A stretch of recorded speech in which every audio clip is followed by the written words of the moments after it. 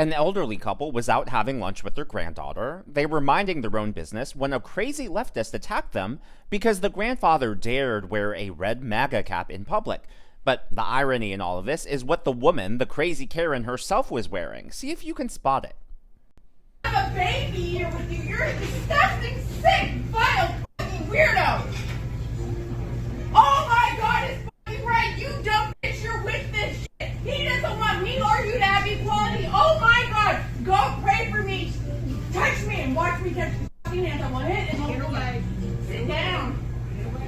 Get out. You're not welcome here. You don't want these people here. You're not welcome. You want me to make you be okay and comfortable in this world? Who the hell are you? Scared of me? I'm proud of this man. This man here is going to beat people like you. Please call the cops. Thank you, sir. You don't like the prior service veterans? You don't like veterans?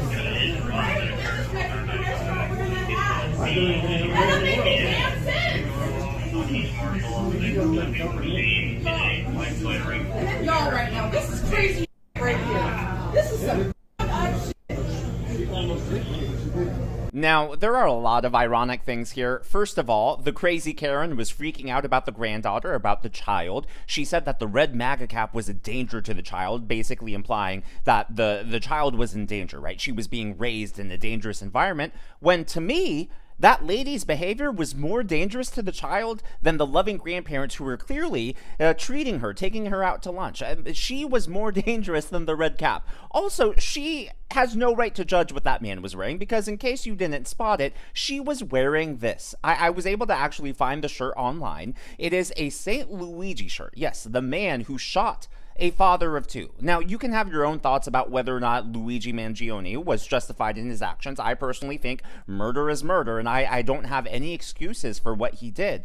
But she is criticizing someone for wearing a red MAGA cap. President Trump, to my knowledge, hasn't killed anyone. He hasn't murdered anyone. You might not like his mean tweets, you might not like his tone, but he hasn't committed a crime like Luigi Mangione has. And yet she's idolizing him, calling him a saint, wearing a shirt out in public. For some reason, I have a sneaking suspicion that if someone approached her and criticized her shirt the same way she was criticizing that man's hat, that she wouldn't be able to take it, that she would have a meltdown over that. She would feel persecuted. She would lecture whoever was attacking her. So it's just really ironic here, because I think she's dishing something out that she herself wouldn't be able to take in return. And finally, the police, you'll notice, it was a 1-minute video, yet they came in at the very end. This suggests to me, unless the police in this town happen to work very quickly and have police cars that travel at super speed, this suggests to me that this actually was going on for a while, perhaps their entire meal, right? This probably was going on for a few minutes. Someone called the police drove by, came in. I mean,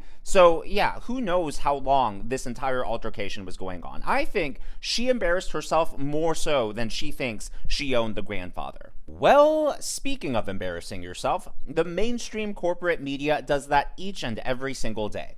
So earlier today, Dr. Oz was officially sworn in as the new head of CMS, and after the swearing-in ceremony, President Trump took to the podium to give a few remarks. Well, during his speech, President Trump started speaking about Abrego Garcia, the MS-13 member who was deported to El Salvador. You know, the man the mainstream media claims is a Maryland man who was wrongly deported. Well, as President Trump was telling the truth, MSNBC decided to cut away from this live event. In 2019, Garcia was issued a deportation order. 2 separate judges affirmed Garcia was a member of MS-13, which is a gang that may be even worse. We've been watching President Donald Trump there swearing in the new administrator of the CMS, the Centers for Medicare and Medicaid, Dr. Mehmet Oz, during this conversation. And that right there is what censorship in real time looks like. The President of the United States, the leader of the free world, is speaking. MSNBC claims to be an American news organization. Well, I have a question for MSNBC. What could possibly be a more newsworthy topic to cover in real time than the president speaking? I mean, what did they even break away to? It's not as if they broke away to breaking news of a terrorist attack or a natural disaster or a nation declaring war. Instead, they broke away to a panel of analysts deciding to fact-check President Trump in real time. We all know how this works. Instead, they should have covered the event live and then afterwards analyzed what President Trump said. I'm not saying they can't disagree with him, but to not even let the American people hear what the president has to say, that right there is gatekeeping. That right there is putting a filter on what's actually happening so you can put your own narrative, your own spin on the news of the day, and shame on you. So because MSNBC and the mainstream media don't want to tell the truth about Abrego Garcia, I want to talk about what the DHS revealed earlier today. So apparently Garcia was pulled over in Tennessee in 2021, and because the police were wearing body cameras, there is body cam footage of the entire incident. Now, that body cam footage is not yet public, but the DHS did publish this screenshot to prove that the body cam tape does exist. But what is crazy is it's not just the lady in the passenger seat next to Garcia. Apparently there were a total of 8 passengers in the car. Why 8? Because he was human trafficking them from Texas all the way up to Maryland. This is confirmed by a DHS report. And it wasn't just that he was human trafficking, he was driving without a license, and he wasn't arrested, he wasn't charged. The police just let him go on his way. Now, I have no idea why the police decided to let him go. I'm sure there will be an investigation into why that happened, but this is the man that the mainstream media and the Democrats are all rallying around. As if his rap sheet wasn't bad enough, you can add human trafficker to that list. Now, Senator Chris Van Hollen went down to El Salvador to visit him. You've probably seen the photo of him. Well, I wanted to provide some additional analysis of that photo. If you take a look at these green lines, it's taking a look at their posture.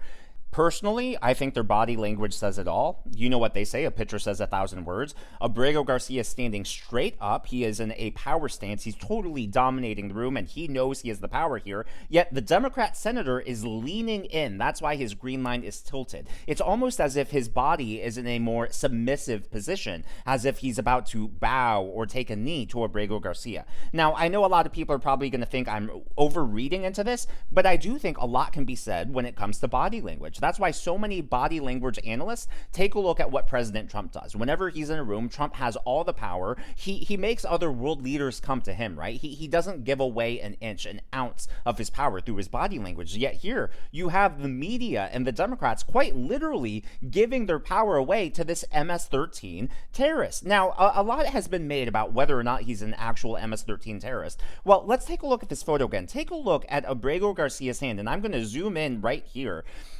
To me, that looks like a marijuana leaf. Marijuana starts with an M, a smiley face, smile, starts with an S, and then the number 13, MS-13.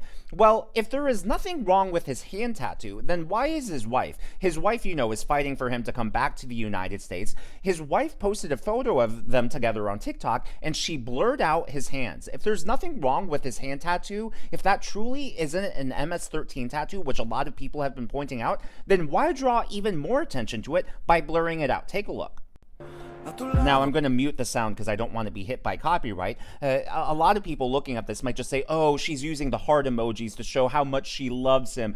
She's just expressing their love, but, oh, it's just conveniently placed. She could have put those hearts anywhere else on the screen, and yet, for whatever reason, it's, again, conveniently, just right over his hands where those tattoos are, as if she doesn't want anyone to see it. Well, Abrego Garcia was also accused of beating his wife. And in fact, in 2021, his wife asked the police for a protective order to keep him away from her. Well, she was being interviewed by ABC News, and they asked her about that protective order. And once that topic came up, she was talking the entire interview. Then all of a sudden, she got quiet, paused, and seemed to really stumble over what she was going to say next. Ask it. You did take out a temporary order of protection against your husband in 2021. Were you in fear of your husband?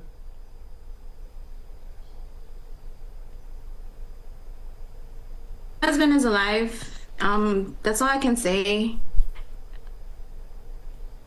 Okay, and you know I'm not going to push on that apparently. But how much hope My husband is alive. That's all I'm gonna say. Like, that had nothing to do with the question. And then also, if that was anyone else, you know the media would have pushed harder. Yet, the reporter didn't push at all. He was just like, okay, I'm not going to push any harder on that. I guess you don't want to talk about it. Since when did reporters like take cues like that? Since when did they not ask follow-ups? Since when did they, like, to me, the most obvious follow-up would be like, why don't you want to talk about it? Or just flat out ask, did he ever abuse you? Did he ever hit you? Were you ever afraid of him? Or did you ever fear for your life? Yet zero interest in follow-ups at all. And all of that leads to today's question of the day. What do you think about this green line analysis? Do you agree that this is representative of the Democrats and the media bowing down and giving away their power and idolizing Abrego Garcia? Or do you think I'm reading too much into it? Let me know down in the comments below. Now, before we get into the final story of today's video, I want to recognize the members of today's Governor's Club: USMC Carr, Jackie H., PJ Whitmire, RL, who, by the way, left a really thoughtful comment saying about how he used to be a Democrat but is now a Republican because the Democrats have shifted so far to the left. Helga Shaba Laba Ding Dong and Jeremy 2001 Happy. Again, these are people who have given super thanks or tipped the channel. Thank you for your support. I'm so glad that y'all enjoy the videos. Well, Sarah Palin is suing the New York Times, and that trial has now gone to court. She attempted to file a lawsuit a few years ago. It was thrown out, but she was able to successfully appeal it, and apparently this man right here, James Bennett, one of the editors for the New York Times, broke down in tears in court. According to Mediaite, I blew it. Ex-NY Times editor offers tearful apology to Sarah Palin at libel hearing. I did, and I do apologize to Governor Palin for this mistake, Bennett said, visibly emotional as a lawyer handed him a box of tissues. Now, apparently, Sarah Palin was not buying this. The judge, a leftist judge, called the apology heartfelt and moving, but Sarah Palin isn't buying it. She was unmoved, per the Associated Press. She said, let's see, how many years ago was the untruth? And yeah, I personally don't buy it either. I think he's sorry that he got caught and is sorry that he's being held responsible here. The New York Times, you know, this is not a good time for them. Obviously, CNN lost the defamation lawsuit against Zachary Young, and then you have CBS now struggling with what they did with Kamala Harris's interview and their lawsuit with President Trump. Well, there is no footage of him crying in court, but this is the best I could do. It was the sketch artist drawing them holding up the New York Times paper, the article in question in court. Again, the question of the day is, what do you think about that green line analysis? Do you think it's accurate, or do you think I'm reading too much into it? In yesterday's video, I was asking about Jeff Metcalf, the father of Austin Metcalf, and what you thought about him forgiving you know, Carmelo Anthony for murdering his son. And I would say about 80% of you agreed that two things can be true at once, that you can forgive someone in your heart but still want justice. And another 20% said you thought it was ridiculous, thought it made him weak. I get that point of view. It's just not something I can relate to, but I do appreciate you feeling comfortable sharing your opposing viewpoints on the channel. Like I said, it's open discussion here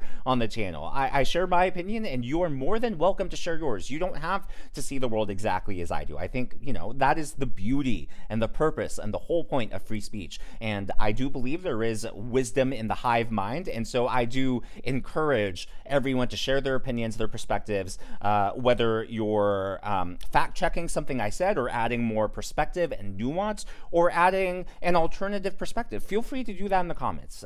That's what it's down there for. If you haven't already, please be sure to give me a thumbs up. I know it's a simple thing to ask, but it really does help me reach more viewers like you in the algorithm. Be sure to smash that subscribe button and to check out one of these videos.